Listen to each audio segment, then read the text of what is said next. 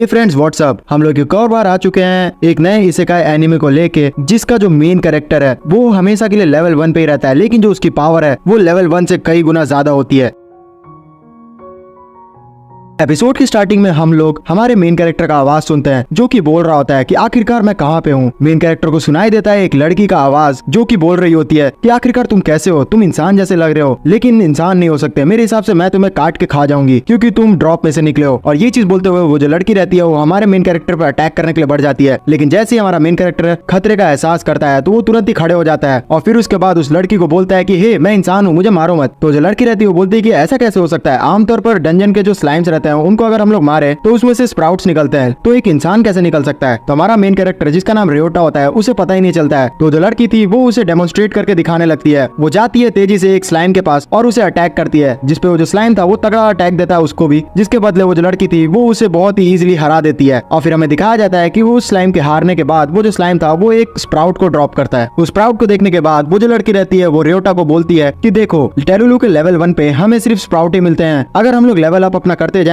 तो धीरे धीरे जो हमारा ड्रॉप का लेवल है वो भी बढ़ते जाएगा। तो जैसे ही रियोटा सुनता है इसके बारे में तो उसे कुछ समझ ही नहीं आ रहा होता है। वो बोलता है लड़की को जिसका नाम होता है एमिली कि आखिरकार मैं यहाँ पे कहाँ पे आ गया हूँ, क्या ये जापान एरिया नहीं है। तो लड़की बोलती है कि जापान, मैंने तो आज तक इससे पहले जापान का नाम ही नहीं सुना। सच बताओ तो हमारे दुनिया में हर चीज मॉन्स्टर्स ही ड्रॉप किया करते हैं, खाने से लेकर एक एक चीज को। अगर हमारा जो लेवल अप है वो और भी हो जाए तो फिर मैं बहुत ही ज्यादा अच्छी अच्छी चीजें भी ले पाऊंगी। तो रियोटा बोलता है कि लेवल अप यहाँ पे हो सकता है क्या। तो एमिली बोलती है कि हाँ, और फिर उसके बाद वो एक स्टेटस विंडो के पास चली जाती है और वहाँ पे अपना स्टेटस दिखाती है रियोटा को, जिसको देखने के बाद रियोटा समझता है कि अच्छा तो ये एकदम गेम की तरह है। एमिली के स्टैट्स को देखने के बाद रियोटा को ये पता चलता है कि जो एमिली है उसके अंदर प्लांट्स की एबिलिटी है, इसी के कारण वो जब मारती है स्लाइम्स को तो उसको स्प्राउट्स मिलते हैं। फिर जो एमिली थी वो रियोटा को भी बोलती है उसके स्टेटस को चेक करने के लिए, तो रियोटा वैसा ही करता है। और जैसे ही रियोटा अपना स्टेटस चेक करता है तो उसे पता चलता है कि उसका जो लेवल है वो बहुत ही ज्यादा एकदम कम है और उसकी सारी की सारी जो एबिलिटीज है वो एकदम घटिया से घटिया लेवल पे है। जो एमिली रहती है वो रियोटा का स्टेटस चेक करती है तो फिर उसके बाद बोलती है कि देखो तुम्हारा जो ड्रॉप लेवल है वो तो एस लेवल का है, यानी कि तुम बहुत ही ज्यादा एकदम बेकार ड्रॉप कलेक्ट करने वाले हो। तो रियोटा बोलता है कि क्या एस लेवल, एस लेवल तो मेरे हिसाब से सबसे ऊपर हुआ करता है, क्या इस दुनिया में ये एस लेवल उल्टा होता है। और फिर ये चीज सोचने के बाद जो रियोटा था वो एमिली से एक हथियार मांगता है ताकि वो अपने लेवल को चेक कर सके। तो एमिली अपना बड़ा सा जो हथौड़ा रहता है वो रियोटा को दे देती है और रियोटा जैसे ही उसे उठाने की कोशिश करता है तो वो उसे उठा ही नहीं पाता है क्योंकि वो बहुत ही ज्यादा एकदम भारी होता है। इसलिए वो दोबारा से एमिली से एक नए हथियार का डिमांड करता है। तो जो एमिली रहती है वो उसे एक बांस निकाल के दे देती है। फिर उस बांस को पकड़ने के बाद रियोटा चला जाता है स्लाइम्स पे अटैक करने के लिए। स्टार्टिंग में जो रियोटा था वो थोड़ा स्ट्रगल कर रहा होता है, लेकिन उसके बाद वो सेकंड अटैक करके उस स्लाइम्स को मार ही देता है। और जैसे ही रियोटा उस स्लाइम्स को मारता है तो वो देखता है कि उसे बहुत स्प्राउट्स मिल चुके होते हैं। इतने ज्यादा क्वांटिटी को देख के जो एमिली रहती है वो भी बहुत ही ज्यादा एकदम शॉक्ड हो जाती है और आज तक अपने करियर में इतना ज्यादा कभी बीन स्प्राउट्स को नहीं देखा है। एमिली को इस तरीके से बोलते हुए देख के रियोटा समझ जाता है कि इस दुनिया में भी जो एस लेवल है वो ए लेवल से बड़ा है, इसका मतलब जो उसका लूट लेवल है वो बहुत ही ज्यादा ओपी है। उसके बाद जो रियोटा था वो एमिली से पूछता है कि आखिरकार तुम मुझे बता सकती हो कि तुमने कभी एस लेवल की रैंक को देखा है। तो एमिली बोलती है कि ना, मैंने तो कभी नहीं देखा है। इस बात को सुनने के बाद रियोटा को अचानक से अपने पेट में गुड़गुड़ का एहसास होने लगता है, जिस चीज को सुन के जो एमिली थी वो बोलती है कि अच्छा तो तुम्हें भूख लग गया, चलो मैं तुम्हें खाना खिलाती हूँ। उसके बाद हम लोग देखते हैं कि ये दोनों बैठ चुके होते हैं एक जगह पे, जहाँ पे जो एमिली थी वो रियोटा के लिए खाना बना के दे रही होती है। रियोटा जैसे ही वो खाने को टेस्ट करता है तो उसके आंसू निकलने लग जाते हैं क्योंकि उसने आज तक इतना स्वादिष्ट खाना नहीं खाया था। तो जो एमिली थी उसको बोलता है कि क्या तुम लोग के पास बियर नहीं है, यहाँ पे अगर बियर मिल जाता तो और भी ज्यादा एकदम मजा आ जाता। तो एमिली बताती है कि नहीं, जो लीकर होते हैं वो बहुत ही ज्यादा एक्सपेंसिव होते हैं, इसलिए मैं उसे अफोर्ड नहीं कर सकती, लेकिन यहाँ पे खाना बहुत ही ज्यादा खराब लग रहा है, क्या तुम्हें, तुम इतना ज्यादा रो क्यों रहे हो। तो जो रियोटा था वो मन में सोचने लगता है कि जो पिछला जिंदगी था वहाँ पे वो हमेशा अकेले रहा करता था, वो ऑफिस में जाता था, काम किया करता था, फिर भी उसका फल नहीं मिलता था, कोई भी उसको बिल्कुल भी चाहा नहीं करता था। इसी तरीके से वो अपनी जिंदगी जीता रह रहा था और एक समय ओवरबर्डन काम करने की वजह से वो ऑफिस में ही सो गया और जब उसकी आंख खुली तो उसे पता चला कि जो डंजन है उसने उसे ड्रॉप कर दिया यहाँ पे स्लाइम के रूप में। इतना ज्यादा इमोशनल देख के रियोटा को जो एमिली रहती है वो उसे गले लगा देती है और फिर बोलती है कि तुम बिल्कुल भी चिंता मत करो, असल जिंदगी में तुम जैसा काम करोगे वैसा फल तुम्हें जरूर मिलेगा। एमिली के इतने अच्छे बात सुनने के बाद जो रियोटा रहता है वो थोड़ा अच्छा महसूस करता है और फिर उसके बाद एमिली को बोलता है कि अब मैं यहाँ से जाना चाहता हूँ, क्या मुझे यहाँ पे कहीं रहने की जगह मिल सकती है। तो जो एमिली थी वो बोलती है कि हाँ, अगर तुम चाहो तो बाहर के डंजन्स में एक सिटी मिलेगी जहाँ पे तुम रहने के लिए घर ले सकते हो, वैसे मैं यहाँ पे जा रही हूँ और मैं इसी जगह पे सोऊंगी। तो रियोटा उसे बोलता है कि आखिरकार तुम यहीं पे क्यों सोओगी। तो एमिली बताती है कि मेरे को ज्यादा लूट फ्रूट्स नहीं मिलते, इसलिए मेरे पास पैसे नहीं है, लेकिन हाँ मेरा सपना है कि मैं एक अपार्टमेंट जरूर खरीदूं। लेकिन तुम बिल्कुल भी चिंता मत करो, तुम जाओ और वापस जब भी आओगे तो मैं तुम्हें यहीं पे मिलूंगी। और फिर जो एमिली थी वो जो बैम्बू का हथियार था वो रियोटा को दे देती है, जिसे लेने के बाद जो रियोटा था वो उसे एकदम थैंक्स कहता और बोलता है कि वो एक ना एक दिन उसका जो एहसान था वो जरूर चुकाएगा। फिर ये दोनों एक दूसरे को इंट्रोडक्शन करवाते हैं, एक दूसरे का नाम बता के, जिसपे जो एमिली थी जैसे सुनती है कि रियोटा नाम है रियोटा का, तो वो बोलती है कि मैंने ऐसा अजीब सा नाम आज तक नहीं सुना है। फिर जो रियोटा रहता है वो बाहर आ जाता है एमिली के कहे हुए एरिया में। वहाँ पे मार्केट में पहुंचने के बाद उसने जितने स्प्राउट्स इकट्ठे किए थे वो उसको बेचने की कोशिश करता है, जिसका दाम निकलता है 200 रुपए। और आमतौर पर अगर आप लोग रेंट लीजिएगा नॉर्मल से नॉर्मल भी, तो आपको 20,000 रुपए किराया देना पड़ेगा एक महीने का। इसलिए जो रियोटा था वो बहुत ही ज्यादा दिन रात एक लगा के मेहनत करता है और बहुत सारे जो स्प्राउट्स रहते हैं उन्हें कलेक्ट कर लेता है, और फिर 20,000 जो रुपए थे उसे भी इकट्ठा कर लेता है और जाके एक जो एरिया रहता है उसे रेंट ले लेता है। वो जो घर रहता है वो बहुत ही ज्यादा एकदम खंडर की तरह दिख रहा होता है, लेकिन जो इसका रेंट रहता है वो बहुत ही ज्यादा होता है। फिर जो रियोटा था वो एमिली को भी उस घर में लेके आ जाता है, और वहाँ पे एमिली को लाने के बाद रियोटा उससे बोलता है कि देखो एमिली, यहाँ पे मैंने ये घर रेंट भी लिया है। मैं जानता हूँ कि ये उतना घर अच्छा नहीं है, लेकिन मैंने 3 दिन मेहनत करके इस घर को इकट्ठा किया है। और फिर ये चीज बोलने के बाद वो एमिली को इस अपार्टमेंट की चाबी दे देता है और फिर बोलता है कि ठीक है तब मैं यहाँ से जा रहा हूँ। तो जो एमिली थी वो बोलती है कि अरे नहीं, मैं इसे एक्सेप्ट नहीं कर सकती, तुमने वैसे भी बहुत ही ज्यादा एकदम मेहनत करके इस घर को बनाया है। तो जो रियोटा था वो बोलता है कि अरे नहीं, ये मेरा तुम्हारी तरफ से, ये मेरे लिए। तो रियोटा कहता है कि अरे नहीं कोई बात नहीं, ये मैंने तुम्हें तोहफा दिया है क्योंकि तुमने मुझे सूप पिलाया था। और ये चीज बोल के वो जाता है जैसे ही, तो एमिली जो थी उसका हाथ पकड़ लेती है और फिर बोलती है कि तुम्हारे हाथ पे तो बहुत ही ज्यादा एकदम चोट लग गया है, और तुम्हारा जो आंखें हैं उसके नीचे तो डार्क सर्कल्स आ गए हैं क्योंकि तुम 3 दिन से मेहनत करते आ रहे हो। तुम अगर चाहो तो मैं तुम्हारे लिए हमेशा के लिए सूप बना के रख सकती हूँ, तुम मेरे साथ हमेशा के लिए रह सकते हो। तो रियोटा सोचता है कि अच्छा, तो एमिली यहाँ पे मुझे अपने साथ रहने के लिए इन्वाइट कर रही है, तो वो इस चीज को सुन के बहुत ही ज्यादा एकदम खुश हो जाता है। फिर हमें दूसरी तरफ सीन दिखाया जाता है कि जो रियोटा है वो पहुंच जाता है मर्चेंट गिल्ड में, जहाँ पे वो एक लड़की एर्जा से मिलता है और उसको अपने बीन स्प्राउट्स जो रहते हैं वो देते हुए बेचने के लिए कहता है, जिसके बदले उसे 2000 कॉइन्स मिलते हैं। रियोटा इन पैसों को देख के सोचता है मन में कि अभी भी मुझे बहुत ही ज्यादा एकदम कम पैसे मिल रहे हैं इसके, लगता है मुझे लेवल 2 ट्राई करना ही पड़ेगा। तो जो एर्जा रहती है उसे बताती है कि लेवल 2 पे जैसे ही तुम जाओगे तो तुम्हें बहुत सारे जो कैरेट्स है वो मिलना शुरू होंगे। वैसे मैं तुम्हें बताऊं कि अभी पास ही में एक नया सा डंजन जो है वो अपीयर हुआ है, और तुम वहाँ पे जाओगे तो तुम्हें एक नेपट्यून ग्रुप भी वहाँ पे मिलेगा। तो जो रियोटा था वो बोलता है कि ये आखिरकार नेपट्यून ग्रुप कौन है। तो एर्जा बताती है उसे कि नेपट्यून ग्रुप यहाँ का नंबर 1 ऑर्गेनाइजेशन में से एक है। तो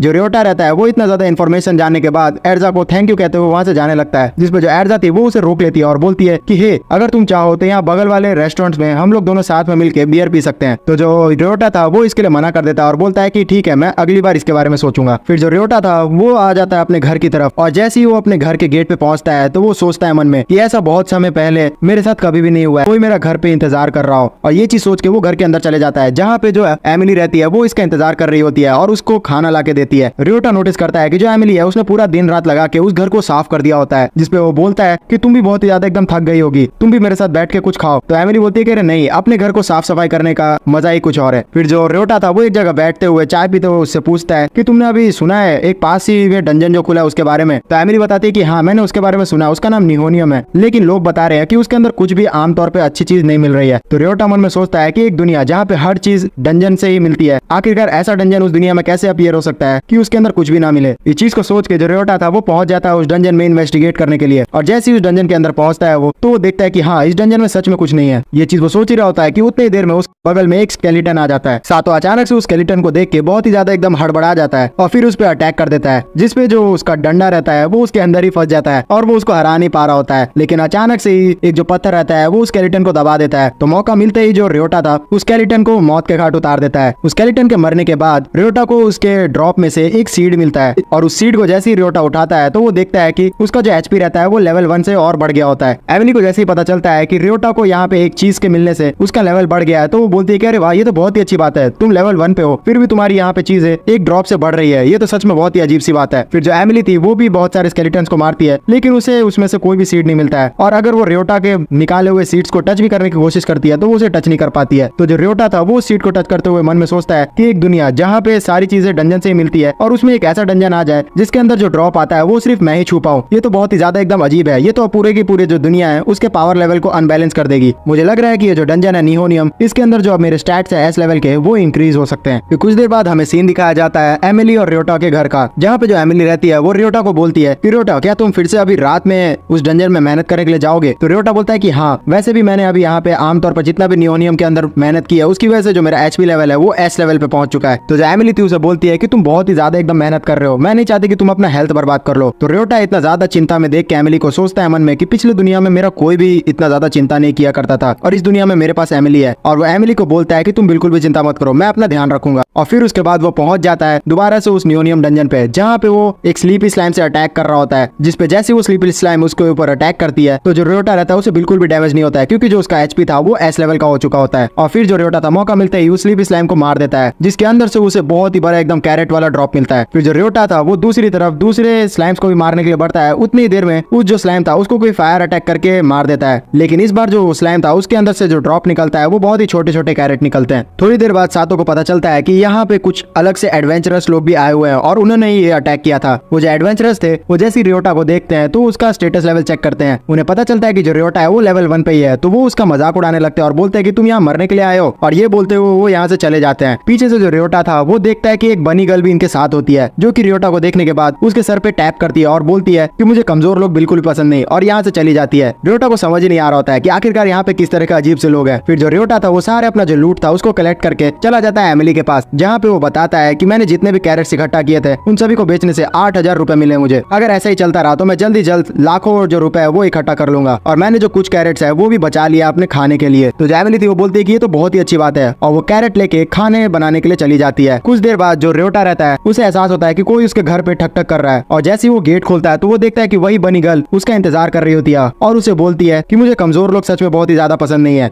तो जो रियोटा था उसे बोलता है कि आखिरकार तुम यहाँ पे क्यों आई हो। तो जो बनी गर्ल थी वो बोलती है कि मैं तुमसे प्यार करती हूँ।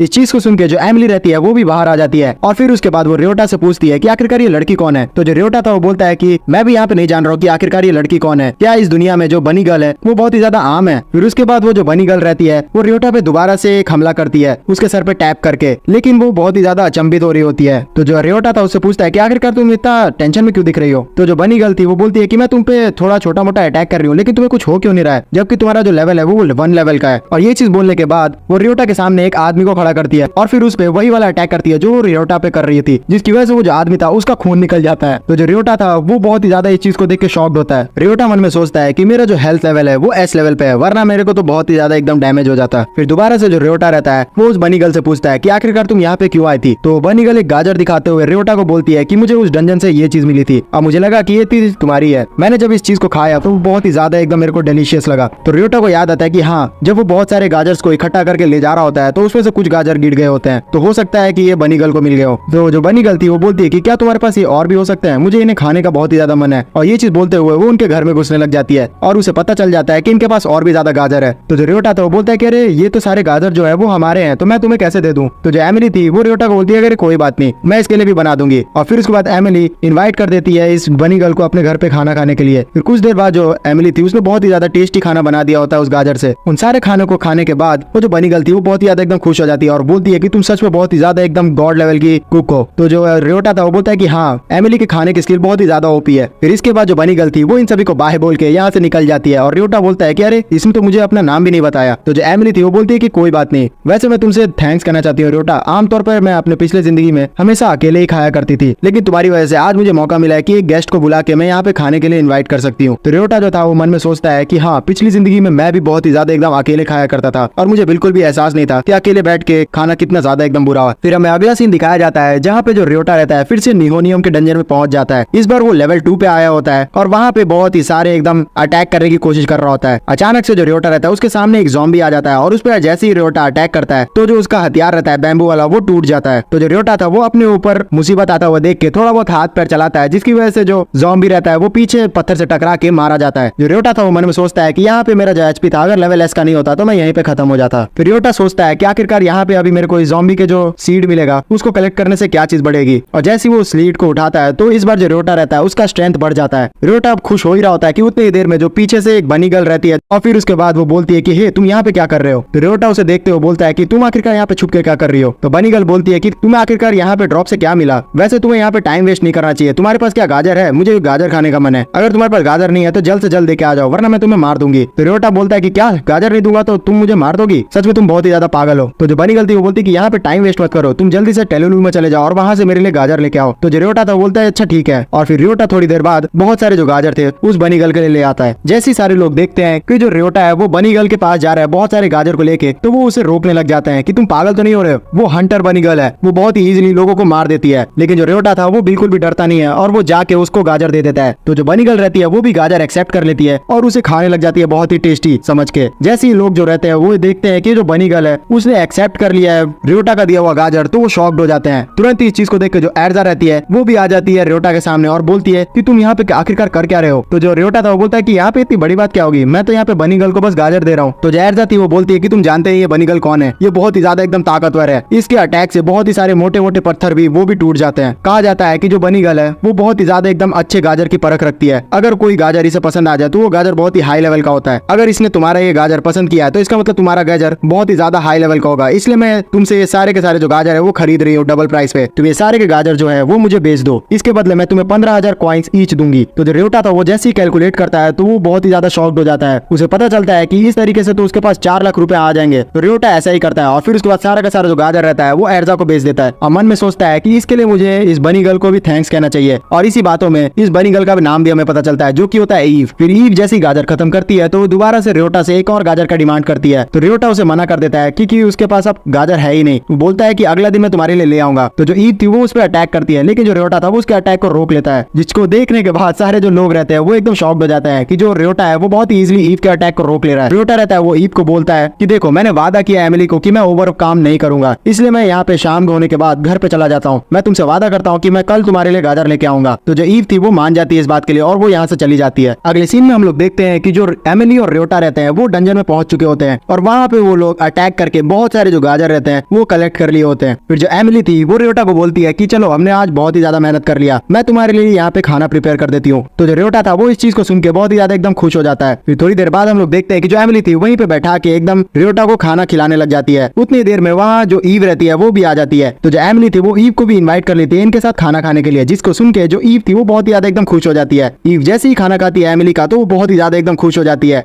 उतनी देर में हम लोग देखते हैं कि बगल में से इनके एक ग्रुप चला जाता है कुछ लोगों का, जिनका जो लीडर रहता है वो इन लोग को दिखाते हुए बोलता है अपने लोगों को कि तुम लोग इनकी तरह बिल्कुल भी मत बनना, क्योंकि ये लोग जो रहते हैं वो डंजन में बहुत ही ज्यादा एकदम आलस दिखाते हैं। अगर तुम लोग ऐसे ही रहोगे तो तुम्हें बिल्कुल भी डंजन में कोई भी लूट नहीं मिलेगा। इस तरीके से बेइज्जती सुनती है जैसे ईव तो जो गाजर रहता है रियोटा के द्वारा पकड़ा हुआ उसे 2 टुकड़े में बांटती है और जो दो लोग आए हुए रहते हैं इस आदमी के साथ उन्हें वो गाजर टेस्ट करवाती है। तो जैसे ही वो गाजर को टेस्ट करते हैं वो लोग तो वो बोलते हैं कि ये सच में बहुत ही ज्यादा एकदम टेस्टी है। इस चीज को देख के जो उनका लीडर रहता है वो गुस्सा करने लग जाता है पे। इस तरीके से उस आदमी को गुस्सा देख के जो ईव रहती है वो उसके पास पहुंच जाती है और बोलती है कि मैं कैरेट की बेइज्जती बिल्कुल भी नहीं सह सकती। तो जो इनका लीडर था वो ये चीज को सुन के और भी ज्यादा गुस्सा हो जाता है और अटैक करने के लिए बढ़ जाता है ईव की तरफ। तो जो ईव थी वो उसके ऊपर अटैक करने के लिए पहले से तैयार थी और उसके गर्दन पे हाथ रखते हुए बोलती है कि मैं तुम्हें यहीं पे खत्म कर दूंगी। तो जो लीडर था वो डर जाता है और फिर तुरंत ही वहां से अपने साथियों को चलने के लिए बोल देता है। तो जो उसके साथी थे वो ईव को भी थैंक यू कहते हैं उन्हें बचाने के लिए। फिर ईव वहाँ पे वापस आ जाती है और जो रियोटा रहता है वो भी उसे थैंक यू कहता है उन्हें इस सिचुएशन से निकालने के लिए। तो जो ईव थी वो रियोटा के ऊपर फिर से अटैक करती है और फिर बोलती है कि तुमने अभी यहाँ पे अभी मुझे अगर गाजर और नहीं खिलाया तो मैं तुम्हें खत्म कर दूंगी, इसलिए जल्द से जल्द मुझे और भी गाजर ला के दो। तो जो रियोटा रहता है वो बोलता है अच्छा ठीक है मैं तुम्हारे लिए और भी गाजर ले आऊंगा। फिर थोड़ी देर बाद का हम लोग सीन देखते हैं जहाँ पे जो रियोटा और एमिली रहते हैं वो अपने सारे जो गाजर रहते हैं वो लेके आ चुके होते हैं मर्चेंट गिल्ड में एर्जा के सामने और बहुत सारे गाजर देते हुए रियोटा बोल रहा होता है एर्जा को कि हमारे पास तो और भी ज्यादा गाजर थे लेकिन हमारे पास उसे स्टोर करने के लिए जगह नहीं थी, इसलिए हम लोग इतने ही गाजर ले पाए। तो जो एर्जा थी वो बोलती है कि अच्छा तो तुम्हारे पास मैजिक कार्ट नहीं है क्या कैरी करने के लिए इतने सारे सामान को। तो जो रियोटा था वो बोलता है कि मैजिक कार्ट क्या होता है। तो एर्जा बताती है कि मैजिक कार्ट एक ऐसा टूल होता है जिसको यूज करते हुए तुम बहुत ही सारे जो लूट है उसे कैरी कर सकते हो। तो जैसे ही रियोटा उस मैजिक कार्ट को देखता है तो बोलता है कि अच्छा ये तो सच में बहुत ही ज्यादा एकदम काम की चीज है, इसलिए जो रियोटा रहता है वो तैयार हो जाता है उस मैजिक कार्ट को खरीदने के लिए और दुकान में पहुंच जाता है। उस दुकान में पहुंचने के बाद वो उसके मालिक से पूछता है कि आखिरकार यहाँ पे जो मैजिक कार्ट है वो कितने की आती है। तो जो दुकान का मालिक था वो रियोटा को बताता है कि जो मैजिक कार्ट होती है ये बहुत ही ज्यादा एकदम औसम होती है और अगर तुम चाहो तो मैं तुम्हें एक अपना जो बेस्ट मैजिक कार्ट है वो दे सकता हूँ जिसके अंदर मॉन्स्टर डिटेक्टर सिस्टम भी है। तो जो रियोटा था वो उसका दाम पूछता है तो वो बताता है कि इसका दाम है 10 मिलियन। ये चीज सुनकर जो रियोटा था उसका दिमाग ही घूम जाता है। वो बोलता है कि ये मैजिक कार्ड तो सच में बहुत ही ज्यादा एकदम महंगा आता है, इससे सस्ता वाला कोई कुछ नहीं है क्या। तो आदमी बोलता है कि अगर तुम चाहो तो 3 से 4 मिलियन का भी आता है लेकिन उसमें उतना ज्यादा मजा नहीं है।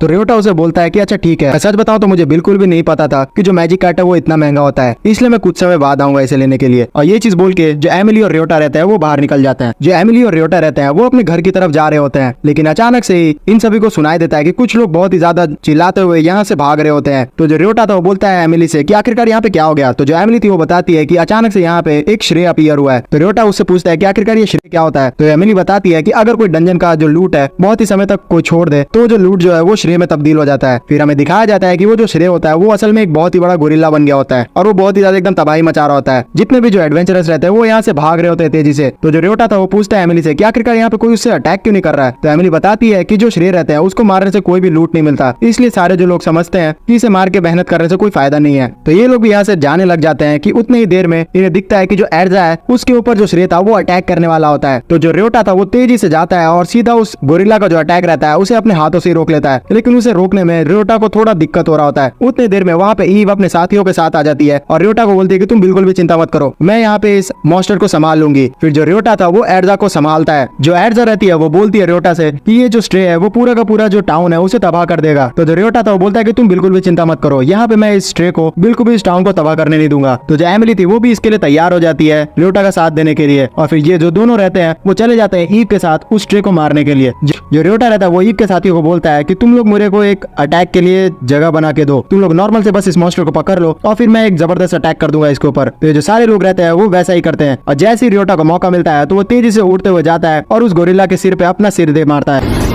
जिसकी वजह से जो गोरिल्ला था उसको कुछ भी नहीं होता है। तो जो रियोटा था वो बोलता है कि मेरे स्किल्स को अंडर एस्टिमेट बिल्कुल भी मत करो और फिर एक जोरदार जो मुक्का था वो उस गोरिल्ला को दे मारता है, जिसकी वजह से वो जो गोरिल्ला था वो वहीं पे तबाह हो जाता है। फिर जो रियोटा था वो थोड़ी चैन की सांस लेता है और देखता है कि उसने उस मॉन्स्टर को हरा दिया है। उतनी देर में जितने भी टाउन के लोग थे वो रियोटा को चीयर करने लगते हैं उन सभी की जान बचाने के लिए। रियोटा इतने ज्यादा शाबाशी को सुनता है तो शर्माने लग जाता है और सोचता है कि पिछले जिंदगी में कोई भी मेरे को इतना ज्यादा अप्रिशिएट नहीं किया करता था। उतनी देर में अचानक से जो रियोटा रहता है उसे ऐसा एहसास होता है कि जो स्ट्रे है उसके अंदर से कोई सामान ड्रॉप हुआ है उसके लिए और उसको उसकी आवाज आ रही है। वो एमिली को बोलता है कि तुमने तो कहा था कि यहाँ स्ट्रे से कुछ नहीं मिलता, लेकिन मुझे एहसास हो रहा है कि मुझे कुछ मिला है। वैसे भी न्यूहोनियम से लोगों को कुछ नहीं मिलता लेकिन मुझे मिलता है, तो इसका मतलब ये तो नहीं कि मुझे भी इससे वजह से कुछ मिला होगा। फिर उस चीज का पीछा करते हुए जो रियोटा रहता है वो चला जाता है और जैसे ही उस जगह पे पहुंचता है रियोटा तो वो देखता है कि कोई चमकदार चीज उसे दिख रही होती है। उस चीज के पास पहुंचने के बाद रियोटा को पता चलता है कि ये और कुछ नहीं एक गन और बुलेट है। रियोटा इस दुनिया में गन और बुलेट को देख के थोड़ा मन में सोचता है कि आखिरकार इस दुनिया में जहाँ पे जो स्ट्रे है वो कुछ भी ड्रॉप नहीं करता है उसमें से मुझे एक गन और बुलेट कैसे मिल गई, जो कि इस दुनिया में होना भी नहीं चाहिए। लेकिन फिर इस चीज को इग्नोर करके रियोटा उस गन को उठा लेता है और फिर अपने साथ लेके चला जाता है। उस गन की एबिलिटी को चेक करने के लिए रियोटा फिर से न्यूनियम के लेवल 2 में पहुंच जाता है और वहाँ पे आके ज़ॉम्बीज को मारने की कोशिश करने लगता है उस बुलेट से। उस बुलेट के कारण वो जो ज़ॉम्बीज थे वो बहुत ही इजीली रियोटा के द्वारा मारे जा रहे थे और रियोटा समझ जाता है कि ये जो बुलेट है वो बहुत ही ज्यादा एकदम अच्छा है, लेकिन उसके जो बुलेट्स है वो जल्दी ही खत्म भी हो सकते हैं, तो उसे उसको संभाल के यूज करना पड़ेगा। दूसरी तरफ हम लोग एमिली को देखते हैं जो कि बहुत ही ज्यादा एकदम स्ट्रगल कर रही होती है स्लीपी स्लाइम से लड़ने के लिए। तो अचानक से ही जो रियोटा था वो अपने बुलेट का यूज करते हुए उस स्लीपी स्लाइम को मार देता है। तो एमिली जैसे देखती है कि यार रियोटा आ चुका है तो वो उसको बहुत ही ज्यादा एकदम थैंक्स कहती है उसका जान बचाने के लिए। और फिर थोड़ी देर बाद वो सारे लोग खाने के लिए बैठ जाते हैं और एमिली वहाँ पे रियोटा के हथियार को देख के बोलती है कि तुम्हारा हथियार तो बहुत ही ज्यादा एकदम बड़ा और बढ़िया है। रियोटा बोलता है कि ये जो हथियार है वो बहुत ही ज्यादा एकदम ताकतवर है, इसी वजह से इसने मेरे को बहुत ही ज्यादा जल्दी एकदम लेवल बी के स्ट्रेंथ पे लाके खड़ा कर दिया है। चलो हम दोनों साथ में चलते हैं और अपना एकदम स्ट्रेंथ चेक करते हैं। बातों बातों में रियोटा को याद आता है कि यहाँ पे अभी ईव नहीं आई है गाजर खाने के लिए, शायद से वो कहीं बिजी है। तो एमिली बोलती है कि ठीक है हम लोग उसके लिए गाजर बचा लेंगे और बाद में उसे दे देंगे। फिर ये दोनों निकल जाते हैं टेलुलू के अगले फ्लोर पे। वहाँ पे पहुंचने के बाद जो रियोटा था वो एमिली से पूछता है कि आखिरकार तुम इस फ्लोर पे आ चुकी हो। तो एमिली बोलती है कि नहीं मैं यहाँ पे पहली बार आ रही हूँ। फिर इसके बाद ये दोनों जो रहते हैं वो इस फ्लोर में आगे बढ़ने लग जाते हैं। इस फ्लोर की खास बात ये थी कि इस फ्लोर के जो मॉन्स्टर्स थे वो असल में एक कॉकरोच थे। कॉकरोचेस को देखने के बाद जो रियोटा था वो सोचता है मन में कि इस फ्लोर में अगर कोई लड़की आएगी तो वो तुरंत ही डर के भाग जाएगी। लेकिन दूसरी तरफ उसे दिखाई देता है कि जो एमिली थी वो बहुत ही ज्यादा एकदम डरावना सा फेस बनाते हुए अपने हथियार से बहुत ही तगड़े तरीके से उन सारे कॉकरोचेस को मार रही थी। इस तरीके से रूप में देखने के बाद एमिली को जो रियोटा था वो भी डर जाता है। एमिली बोलती है कि मैं इन कॉकरोचेस को यहाँ से जाने नहीं दे सकती वरना इनकी जो आबादी है वो बढ़ जाएगी। और वो बहुत ही ज्यादा एकदम भयानक तरीके से सारे के सारे कॉकरोचेस को मार रही होती है। सारे कॉकरोचेस को मारने के बाद एमिली को एक पंपकिन मिलता है उसमें से और वो उसे लेके वहां से जाने लगती है। लेकिन अचानक से इनके रास्ते में दोबारा से बहुत सारे कॉकरोचेस इनको दिख जाते हैं। तो एमिली फिर से बहुत ही ज्यादा एकदम डरावना से रूप बना लेती है, जिसे देख के जो रियोटा था वो बोलता है कि नहीं तुम वो वाला रूप दोबारा से मत बनाओ, मैं तुम्हारे लिए इन सारे कॉकरोचेस को मार देता हूँ। फिर देखते देखते जो रियोटा था वो अपने हथियार को यूज करते हुए सारे के सारे जो कॉकरोचेस थे उनको मार देता है, जिनके बदले में इन्हें बहुत ही सारे बड़े बड़े पंपकिन्स मिलते हैं। पंपकिन्स इतने ज्यादा हो गए थे कि ये लोग उसे ले भी नहीं जाने वाले थे। एमिली सोचती है कि आखिरकार हम लोग इतने सारे लेके कैसे जाएंगे। तो रियोटा बोलता है कि तुम बिल्कुल भी चिंता मत करो, हम लोग कुछ ना कुछ उपाय देखते हैं। उतनी देर में इनके जो सारे पंपकिन्स थे वो उड़ते हुए इनकी तरफ फेंका जाते हैं और इन्हें पता चलता है कि ये करने वाला और कोई नहीं ईव ही थी। ईव यहाँ पे आते ही इन सभी से एकदम गाजर मांगती है। तो जो एमिली रहती है वो ईव को बोलती है कि तुम चिंता मत करो, हमने तुम्हारे लिए बहुत सारे गाजर बचा के रखे हैं। फिर थोड़ी देर बाद ये जो सारे लोग थे सारा का सारा जो पंपकिन था वो बाहर लेके आ जाते हैं और रियोटा और एमिली सारे के सारे पंपकिंस को मर्चेंट के पास लाके बेच देते हैं। और कुछ जो पंपकिंस थे वो उनके बच गए होते हैं तो वो उसको दोबारा लेने के लिए यहाँ आते हैं। और जैसे ये लोग यहाँ पे देखते हैं अपने पंपकिंस को तो इन्हें पता चलता है कि उसे किसी जानवर ने खा लिया है। तो वो सारे के सारे जो पंपकिंस थे वो बर्बाद हो गए। तो जो रियोटा था वो बोलता है एमिली को कि चलो एमिली अब हम लोग यहाँ पे कुछ भी नहीं कर सकते, इसलिए हम लोग को घर चलना चाहिए। लेकिन उसे पता चलता है कि जो एमिली है वो फिर से पागल हो चुकी है और वो सारे के सारे पंपकिंस को बहुत ही जोरों से मार रही है। और इसका कारण पता चलता है रियोटा को कि ये जो पंपकिंस थे उसे और किसी ने नहीं, कॉकरोचेस नहीं खाया था, इसलिए जो एमिली थी वो एकदम पागल हो चुकी थी और सारे के सारे कॉकरोचेस को मार रही थी। तो जो रियोटा था वो बोलता है कि अरे तुम रुक जाओ, यहाँ पे मैं इन सबको मार दूंगा। रियोटा असल में बहुत ज्यादा एमिली के इस रूप से डर रहा होता है, इसलिए वो अपने बंदूक को निकालते हुए सारे के सारे कॉकरोचेस को मारने लगता है। लेकिन अचानक से जो उसका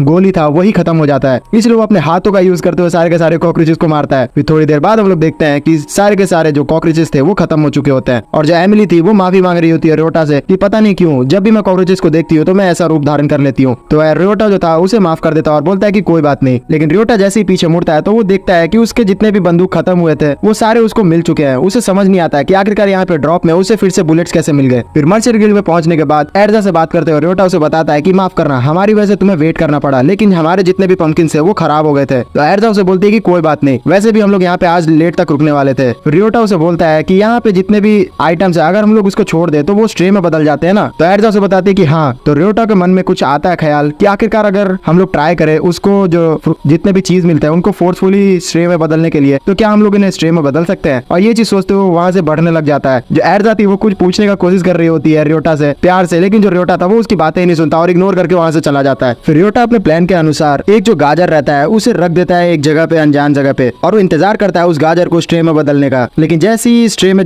बदलता है वो आइटम तो जो रियोटा था उस पर हमला कर देता है और फिर उसके बाद रियोटा को जैसा सोचा था वो ऐसा ही होता है। उस ट्रे के अंदर से रियोटा को बहुत सारे बुलेट्स मिलते हैं, इसलिए रियोटा समझ जाता है कि इस दुनिया में बाकी सारे लोगों को तो स्ट्रे से कुछ नहीं मिलता है लेकिन मुझे मिलता है। फिर वो पहुंच जाता है निहोनियम के अंदर उन स्केलेटन्स को मारने के लिए, ताकि क्या पता उनके अंदर से भी उसे बुलेट्स मिल जाए। लेकिन जैसे ही वो उन स्केलेटन्स को मारने की कोशिश करता है तो उनके अंदर से कुछ भी ड्रॉप नहीं निकलता है। वो ट्राई करता है कि उन सारे स्केलेटन्स को इस डंजन से बाहर फेंक देने का ताकि उनमें से कुछ ड्रॉप निकले, लेकिन वो ऐसा भी नहीं कर पाता है। उस डंजन से बाहर निकलते ही जो स्केलेटन्स थे वो मारे जाते हैं। तो इसके बारे में वो जाता है और एर्जा से पूछता है तो एर्जा बताती है कि हाँ, असल में जितने भी मॉन्स्टर्स हैं वो अपने लेवल से दूसरे लेवल पे भी अगर चले जाए तो वो भी वो गायब हो जाते हैं, और डंजन के बाहर आ जाए तो वो लोग तो गायब हो ही सकते हैं। तो इस चीज को सोचता है रियोटा और फिर उसके बाद वो लोग वहां से भी चला जाता है, दोबारा से आ जाता है एक्सपेरिमेंट करने के लिए। और इस बार वो फिर से ट्राई करता है और एक स्केलेटन को बाहर फेंकता है और उसके बाहर गिरने से पहले ही वो उसे शूट कर देता है, जिसकी वजह से उसे एक फ्रीजिंग बुलेट मिलती है। और उस फ्रीजिंग बुलेट को वो ट्राई करता है तो वो देखता है कि इस फ्रीजिंग बुलेट सच में बहुत ही ज्यादा एकदम काम की है। फिर जो रियोटा था वो अपने फ्रीजिंग बुलेट का यूज करते हुए बहुत सारे जो स्लाइम्स थे उनको जमाना शुरू कर देता है, और उनको जमाने के बाद जो एमिली थी वो स्लाइम्स के ऊपर हमला कर देती है, जिससे इन दोनों की जो जोड़ी थी वो बहुत ही ज्यादा एकदम औसम हो गई थी। इसी तरीके से जो एमिली और रियोटा थे वो सारे डंजन्स को क्लियर कर देते हैं और फिर उसके बाद बहुत सारे लूट्स को लेके अपने घर की तरफ बढ़ रहे होते हैं। शाम का समय हो चुका होता है और बारिश भी हो रही होती है। रास्ते के दौरान इन सभी को ध्यान दिया जाता है एक ऐसे आदमी पे जो कि एक लड़की के ऊपर चिल्ला रहा होता है। उसके पास पहुंचने के बाद इन्हें पता चलता है कि वो असल में एक मर्चेंट होता है जिसका जो सामान था वो खाई में गिर चुका होता है और वो इस लड़की पे इल्जाम लगा रहा होता है। मर्चेंट इन सभी को देखने के बाद बोलता है कि अगर तुम दोनों भी मेरा जो सामान खाई में गिर गया है उसको लाने में हेल्प करोगे तो फिर मैं तुम्हें यहाँ पे पैसे दूंगा। लेकिन जो दूसरी लड़की थी वो मना कर देती है इन दोनों को और बोलती है कि वो जो सामान है वो बहुत समय से ही नीचे गिरा हुआ है और कुछ देर में ही वो स्ट्रे में बदल जाएगा, इसलिए मैं तुम्हें नीचे जाने से रोक रही हूँ। और फिर उसके बाद वो उस सामान पे हमला करने के लिए तैयार हो जाती है, उसे तबाह करने के लिए। लेकिन ये जो आदमी था वो रोक लेता है और बोलता है कि तुम जानते नहीं कि उसके अंदर कितनी ज्यादा महंगी परफ्यूम है और मैंने कितना ज्यादा खर्चा किया उसे इकट्ठा करने के लिए, इसलिए तुम ऐसा बिल्कुल भी नहीं कर सकती। और वो जो मर्चेंट था वो इस पर अटैक करने के लिए तैयार हो जाता है, लेकिन ये जो लड़की थी वो उस अटैक को डॉज कर लेती है और वो जो अटैक था वो पीछे पत्थर पे जाके लगता है और वो अटैक सच में बहुत ही ज्यादा एकदम मजबूत होता है। उतनी देर में वो जो सामान था वो स्ट्रे में बदल जाता है और वो जो स्ट्रे था वो इस बार आके मर्चेंट को ही पोजेस कर लेता है। ये जो स्ट्रे होता है वो थोड़ा एकदम अजीब टाइप का होता है जो कि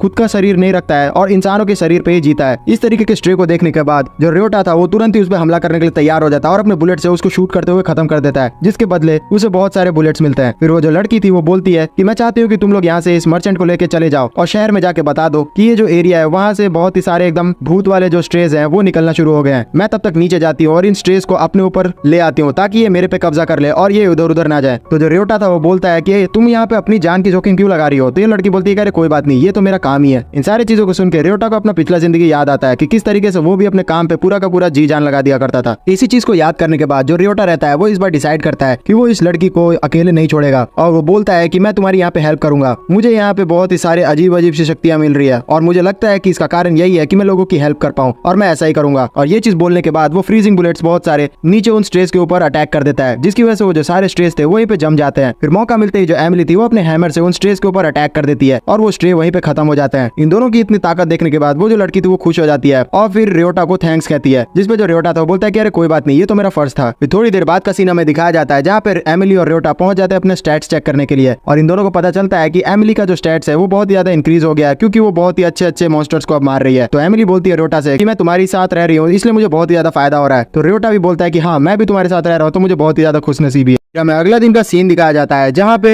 एमिली और रियोटा जो रहते हैं टेलेलुरु के लेवल 4 पे पहुंच चुके होते हैं, और वहाँ पे वो बहुत ही ज्यादा एकदम अच्छी तरीके से अटैक करते हुए बहुत सारे मॉन्स्टर्स को मारते हैं। एक मॉन्स्टर्स को मारने के बाद जो रियोटा को लूट मिलती है वो एक नेकलेस होती है, और वो उस नेकलेस को उठाने के बाद सीधा एमिली को दे देता है। तो जो एमिली थी वो शर्माने लग जाती है और वो बोलती है कि तुम इतने रेयर आइटम को मेरे को क्यों दे रहे हो। तो जो रियोटा था वो बोलता है कि तुम जानती हो अगर मैं ये तुम्हें दूंगा तो फिर हमारा जो प्रॉफिट है वो डबल हो जाएगा। तो एमिली को समझ नहीं आता है कि यहाँ पे ये प्रॉफिट की बात कैसे कर रहा है। तो रियोटा बताते हैं कि लगता है तुमने सुना नहीं, अगर इस नेकलेस को कोई भी पहनेगा तो वो अगर कोई भी किल करता है और उसे कोई भी लूट मिलता है तो वो डबल हो जाएगा, इसलिए हमें डबल डबल लूट मिलेंगे अगर तुम इसे पहनोगी तो। जो एमिली थी वो गुस्सा हो जाती है कि यहाँ पे रियोटा का कुछ और मतलब नहीं था उसे नेकलेस देने के लिए, वो तो बस प्रॉफिट देख रहा था, इसलिए वो उसे थोड़ा बहुत मारने लग जाती है। थोड़ी देर बाद हम लोग देखते हैं कि जैसा कि वो नेकलेस का कैपेबिलिटीज थी वैसा ही होता है, एमिली जितने भी लूट ले रही होती है उसका जो क्वांटिटी था वो डबल हो चुका होता है, जिसकी वजह से इन लोग को बहुत ही ज्यादा प्रॉफिट होता है और इन्हें बहुत सारे बैम्बू शूट्स भी मिलते हैं। उन सारे बैम्बू शूट्स को लेकर ये लोग घर पे पहुंच जाते हैं। वहां पे आने के बाद जो एमिली थी वो खाना बनाना शुरू कर देती है। एमिली को खाना बनाते हुए देख के जो रियोटा रहता है वो मन में सोचता है कि एमिली को इतने छोटे घर में खाना बनाने में बहुत ही दिक्कत होती होगी, इसलिए फिर उसके बाद वो एमिली से पूछता है कि क्या तुम दूसरे घर में शिफ्ट करना चाहती हो। तो एमिली थोड़ा निराश हो जाती है और बोलती है कि चलो ठीक है तुम जो बोलो, लेकिन मैं चाहती हूँ कि मैं तुम्हारे साथ ही रहूँ। तो जो रियोटा था वो बोलता है कि अरे हाँ, मैं तुम्हारे साथ ही रहूंगा, तुम टेंशन मत लो, वैसे तुम किस तरीके का घर चाहती हो। तो एमिली बोलती है कि तुम जैसा भी चाहो। फिर रियोटा जो रहता है वो बोलता है ठीक है, तो इसके लिए मेरे को बहुत सारे पैसे कमाने होंगे। और फिर उसके बाद वो पहुंच जाता है एर्जा के पास अपने जितने भी बैम्बू शूट्स थे उन्हें बेचने के लिए। वहाँ पे वो जैसे ही एर्जा को बैम्बू शूट्स बेच रहा होता है तो उस जगह अचानक से एक लड़की आ जाती है और वो रियोटा को बोलती है कि मैं चाहती हूँ कि तुम मुझे एक बैम्बू शूट्स बेचो। तो रियोटा बोलता है ठीक है, लेकिन मैं सिर्फ एक ही बैम्बू शूट्स तुम्हें बेच सकता हूँ। तो उसके लिए वो जो लड़की थी वो मान जाती है और फिर उसके बाद वो बैम्बू शूट खरीदने के बाद उसे बहुत ही अच्छी तरीके से एकदम काटते हुए वो खा जाती है। और वो बैम्बू शूट जो रहता है उस लड़की को बहुत ही ज्यादा एकदम टेस्टी लगता है, इसलिए वो रिक्वेस्ट करने लग जाती है रियोटा से कि वो सारे के सारे जो बैम्बू शूट्स है वो उसे बेच दे। तो जो रियोटा था वो बोलता है कि अरे मैंने तो यहाँ पे सारे शूट्स जो है वो एर्जा को बेच दिए, तो मैं तुम्हें नहीं दे सकता। लेकिन जो एर्जा थी वो बोलती है कि कोई बात नहीं, तुम इसे दे सकते हो। इसके बाद जो रियोटा रहता है वो सारे के सारे बैम्बू शूट्स उसे दे देता है। फिर वो ये लेने के बाद 20,000 पॉइंट्स देके यहाँ से चली जाती है रियोटा को। तो जो रियोटा था वो मन में सोचता है कि बैम्बू शूट्स के लिए 20,000 पॉइंट्स बहुत ही ज्यादा होते हैं। तो जो एर्जा थी वो बताती है कि वो कोई लड़की नॉर्मल नहीं थी, वो लड़की अगर कोई भी खाने को अप्रूव कर दे तो वो बहुत ही ज्यादा एकदम महंगा बिकता है। इसी वजह से जो है एर्जा रहती है वो फिर रियोटा को एक ऑफर देती है। वो बोलती है कि मैं तुमसे एक एक्सक्लूसिव कॉन्ट्रैक्ट साइन करना चाहती हूँ, जितने भी तुम्हारे बैम्बू शूट्स आएंगे मैं उन्हें इस मार्केट में बेचना चाहती हूँ रियोटा बैम्बू शूट्स के नाम से। मैं बदले में तुम्हें यहाँ पे प्रीमियम प्राइस भी देने के लिए तैयार हूँ। इस सारे ऑफर को सुन के जो रियोटा था वो भी खुश हो जाता है और फिर उसके बाद इस साइन करने के लिए तैयार हो जाता है। मुझे भी। फिर सीन शिफ्ट हो जाता है और हम लोग दोबारा से रियोटा को निहोनियम के लेवल 1 में देखते हैं, जहाँ पे वो अपना एज यूजुअल हंटिंग कर रहा होता है कि अचानक से उसे एक लड़की दिखाई देती है जो कि एक स्केलेटन से लड़ रही होती है। और जैसे ही वो उस लड़की की हेल्प करने के लिए बढ़ता है उतनी देर में उस लड़की के जितने भी साथी थे वो आके उस स्केलेटन को खत्म कर देते हैं और उसका जो सिर रहता है वो अपने मैजिक कार्ड के अंदर डाल देते हैं। जो रियोटा रहता है उसे समझ नहीं आता है कि आखिरकार यहाँ पे क्या हो रहा है। उतनी देर में उस लड़की का एक जो साथी रहता है वो वहाँ पे आ जाता है और रियोटा को बोलता है कि तुम यहाँ पे प्रिंसेस के बगल में मत रहो। तो जो रियोटा था उसे पता चलता है कि लड़की और कोई नहीं प्रिंसेस है और वो बहुत ज्यादा अमेज होता है। जो रियोटा था वो पूछता है इन लोग से कि आखिरकार यहाँ पे वो लोग उस स्केलेटन की मुंडी को इकट्ठा करके क्या करेंगे। तो वो आदमी बताता है कि कहा जाता है कि ये जो नियोनियम है उसके अंदर से कोई भी लूट नहीं मिलता है हमें कोई भी मॉन्स्टर को मारने से, लेकिन हमने थोड़ा सा पता किया तो हमें पता चला कि ये जो स्केलेटन है उसके अंदर से हम लोग को एयर मिल सकता है और उस एयर को हम लोग बेच सकते हैं। और ये जो मैजिक वाली आइडिया थी वो हमारी प्रिंसेस को आया है, इसलिए जो हम लोग ये मैजिक कार्ड है उसको यूज करते हुए बहुत ही अच्छी तरीके से यहाँ पे वो सारे एयर्स को कलेक्ट करके बेच सकते हैं। तो जो रियोटा था वो मन में सोचता है कि ये मैजिक कार्ड ये सच में बहुत ही ज्यादा एकदम औसम है, लेकिन अभी तक मैं इसे खरीद नहीं पाया हूँ, क्या मुझे कुछ करना चाहिए। और फिर इस चीज को सोचते हुए वो दोबारा से पहुंच जाता है एमिली के पास और वहां पे एमिली को बोलता है कि एमिली मैं कुछ सोच रहा हूँ, क्या मुझे पहले यहाँ पे मैजिक कार्ड खरीदना चाहिए या फिर घर। तो एमिली बोलती है कि अरे कोई प्रॉब्लम नहीं है, इसको सोच क्यों रहे हो तुम, हमें पहले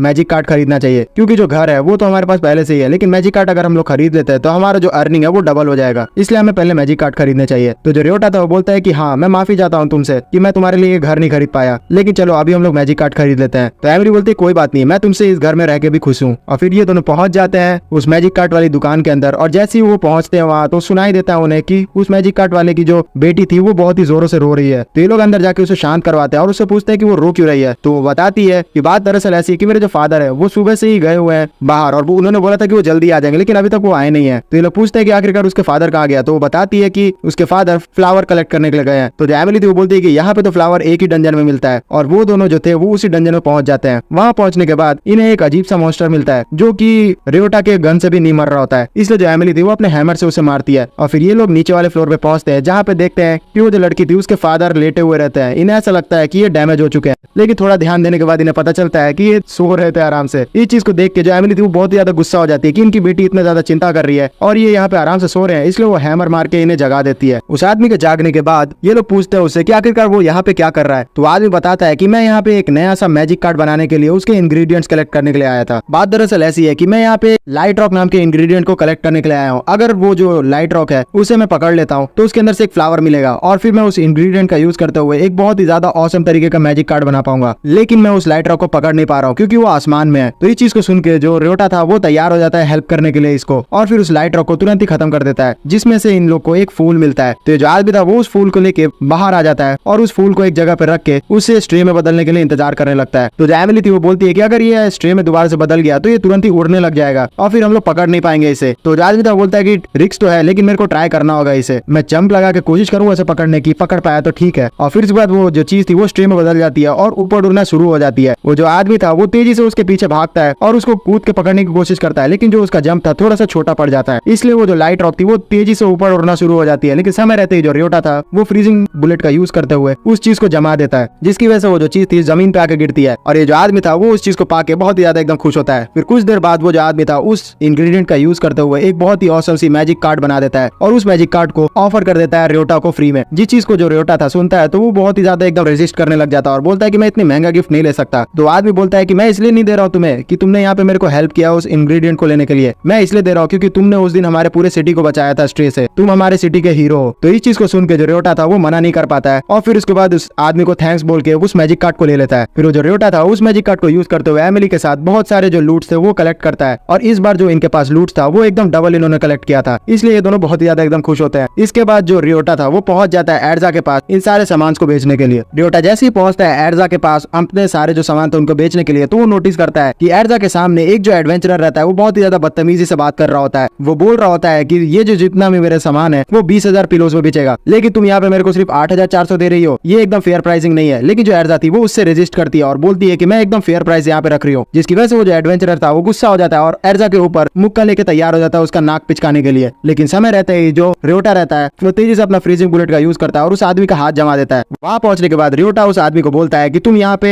एर्जा के ऊपर शक नहीं कर सकते, वो हमेशा फेयर प्राइसिंग रखती है। और इस चीज को साबित करने के लिए वो अपना जितना भी बैम्बू शूट्स था वो मैजिक कार्ड से निकालता है और बाहर रख देता है। इतने सारे मैजिक शूट्स को देख के ये लोग बहुत ही ज्यादा एकदम शॉक्ड हो जाते हैं। फिर उसके बाद रियोटा अपने मैजिक कार्ड के अंदर उस आदमी के सारे सामान को डाल देता है। रियोटा के मैजिक कार्ड की ये कैपेबिलिटीज थी कि वो जितने भी आइटम्स है उसके अंदर का वजन को बता देता है और उसके साथ उसकी दाम को भी बता देता है। और उस सारी चीजों को पता करने के बाद उस जो आइटम एडवेंचरर के द्वारा लाया गया था उसका जो दाम था एक्चुअल वो 8,400 ही निकलता है। जिस चीज को देख के वो जो एडवेंचरर था वो गुस्सा हो जाता है और उस बर्फ को तोड़ते हुए रियोटा के ऊपर हमला करने के लिए तैयार हो जाता है। लेकिन रियोटा जो था वो एक ही हाथ से उसके अटैक को रोक लेता है और एक थप्पड़ में उसे दूर गिरा देता है। रियोटा के इतने ज्यादा एकदम स्ट्रेंथ को देख के सारे जो लोग थे वो शॉक्ड हो जाते हैं। फिर कुछ देर बाद का हमें सीन दिखाया जाता है जहाँ पे जो एर्जा और रियोटा थे वो एक जगह बैठे रहते हैं और एर्जा रियोटा को थैंक्स कहती है उसको बचाने के लिए, लेकिन वो थोड़ा दुखी भी लग रही होती है क्योंकि हर बार जो रियोटा है वो उसे बचा नहीं सकता है, उसे अपना यहाँ पे धंधा चलाना है और अगर ऐसे ही एडवेंचरर से वो अटैक करते रहेगी और किसी को उसे बचाना पड़ेगा तो वो बहुत ही ज्यादा बुरा होगा। लेकिन जो रियोटा था उसे समझाता है कि हेल्प लेना कोई भी बुरी बात नहीं है, तुमने भी यहाँ पे मेरी हेल्प की है। जिस पे एर्जा बोलती है कि नहीं, मैंने कोई नॉर्मल यहाँ पे बड़ा सा एकदम हेल्प नहीं किया है तुम्हें। तो रियोटा बोलता है कि नहीं, तुमने यहाँ पे मेरे सामान खरीदे है, वो भी हमेशा हंसते हुए। तो एर्जा ये सारी चीजों को सुन के बहुत ही ज्यादा एकदम खुश हो जाती है और फिर उसके बाद एक चुम्मा दे देती है रियोटा को। जो रियोटा था वो इस चीज को देख के एकदम शर्मा जाता है। तो जो एर्जा थी वो बोलती है कि ये मत समझना कि मैं यहाँ पे एक आइटम ट्रेडर होने के नाते तुम्हें किस दे रही हूँ, मैं यहाँ पे तुम्हें एकदम पर्सनल किस दे रही हूँ। और ये चीज बोल के वो यहाँ से चली जाती है और जो रियोटा था उसको भी समझ नहीं आता, वो शर्माने लग जाता है। और बाहर हम लोग देखते हैं कि जो एर्जा थी वो भी शर्मा रही होती है। कुछ देर बाद का हम लोग सीन देखते हैं कि जो रियोटा और एमिली रहते हैं वो टेलुलु के लेवल 4 पे आके फिर से हंटिंग शुरू कर दिए होते हैं। और कुछ देर बाद वो लोग इतने सारे आइटम्स को कलेक्ट कर लेते हैं जिनका दाम 2 लाख हो चुका होता है, इसलिए वो लोग अब सोचते हैं कि अब उनके पास इतना सारा पैसा हो चुका है कि वो लोग एक घर को खरीद सके। और फिर वो लोग फाइनली अपने घर पे आ जाते हैं और वहाँ पे पैकिंग करना शुरू कर देते हैं। इस घर को खाली करते हुए जो रियोटा था वो थोड़ा नाराज हो रहा होता है, क्योंकि उस घर से अब इन लोग की बहुत ही ज्यादा प्यारी यादें जुड़ी हुई होती है। फिर कुछ चीजों को सोच के वो डिसाइड करता है कि वो लोग इस घर को लीज पे रखेंगे और जब मन चाहे यहाँ पे आ पाएंगे। तो जो एमिली थी वो बोलती है कि ये तो हमारे लिए महंगा पड़ेगा। तो जो रियोटा था वो बोलता है कि मुझे लगता है कि इस घर से हमारा गुड लक चार्म जुड़ा हुआ है, क्योंकि जब से हम लोग इस घर में रह रहे हैं तब से हमारे साथ अच्छी चीजें हो रही है। तो इस चीज को सुनकर जो एमिली थी वो भी तैयार हो जाती है। फिर हम लोग देखते हैं कि ये लोग नए घर पे शिफ्ट हो चुके होते हैं, जहाँ पे जो एमिली थी वो बहुत ही ज्यादा एकदम अच्छे अच्छे खाने बना के खिला रही होती है रियोटा को, और जो ईव थी वो भी आके खा रही होती है।